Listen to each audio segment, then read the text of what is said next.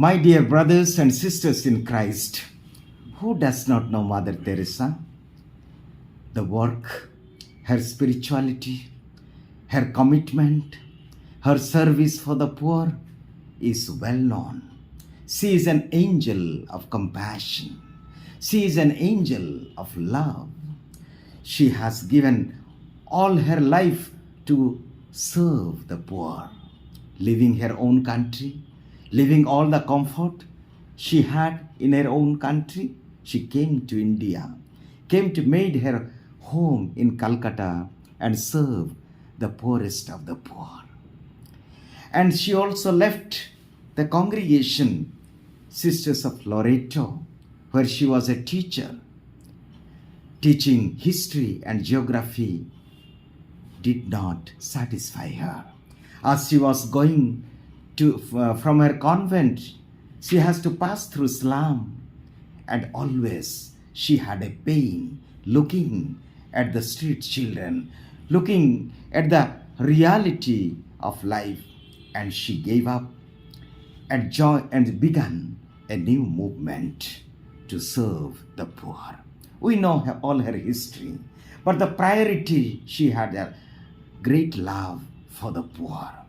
And because her love, her work spread so much, the whole world invited her. And whenever any country invited any ruler or king, she would accept, but with a condition. She would say, "Do you have a place for my priest? And only then I can come to serve in your country." Why? Where she was getting to serve these poor people, where she was getting strength to work or give her service to the leprosy, to the orphanage, to the street children, and people who were for months and days lying down on the street of Calcutta. Where she got? It is in the Eucharist. It is in the Eucharist she would get strength to serve such people. Yes, friends, we know Mother Teresa, a living, before she was declared, everybody called her the living saint. And today, after her death, or by the time she died, she was able to establish almost more than 5,000 members and 400 brothers, and also in 120 countries, and more than 600 institutions she could open.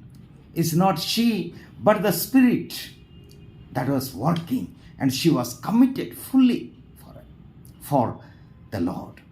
And therefore today, there are so many inspiring, she could really experience in her life God's providence. She trusted fully in God, and therefore without anything having any money, but the fire that was burning in her heart, she would go for it. Of course, sometimes she has been also criticized for different reasons. Now recently, or last few years back, now, how could Mother Teresa not experience the Lord, or went through the darkness, the period of emptiness?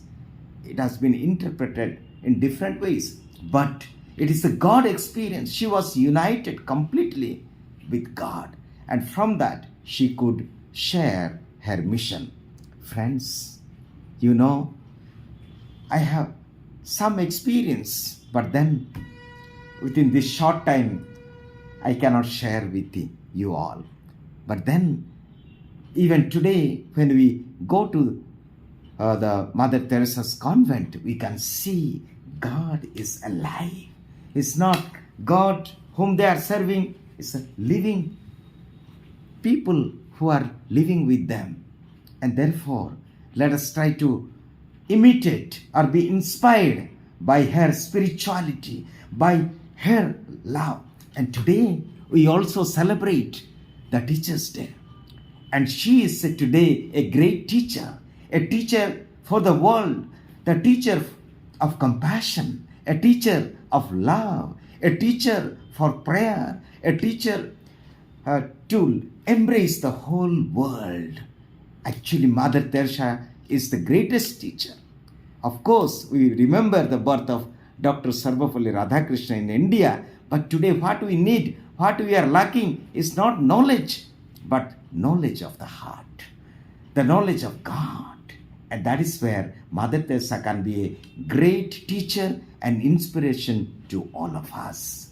May God bless all of us.